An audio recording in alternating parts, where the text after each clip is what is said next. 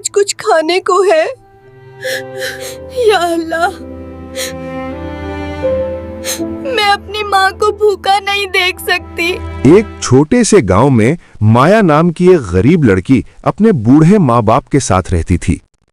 ان کا گھر کچا تھا مگر محبت سے بھرا ہوا تھا۔ مایا ہر روز محنت مزدوری کرتی تاکہ گھر کا چولہا جلتا رہے۔ راوی: غربت تھی مگر محبت نے گھر کو زندہ رکھا ہوا تھا۔ ایک دن مایا کا باپ بیمار ہو گیا۔ گھر کا سارا بوجھ مایا کے کندھوں پر آ گیا۔ آج کچھ کھانے کو ہے؟ یا اللہ، میں اپنی ماں کو بھوکا نہیں دیکھ سکتی۔ اگلے دن مایا نے فیصلہ کیا کہ وہ ہمت نہیں ہارے گی۔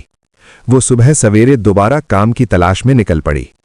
اس کی آنکھوں میں آنسو تھے مگر حوصلہ زندہ تھا۔ راوی: جب انسان ہار ماننے کے بجائے لڑتا ہے تو قسمت بھی بدل جاتی ہے۔ ایک مہربان شخص نے مایا کی مدد کی اور اسے کام مل گیا۔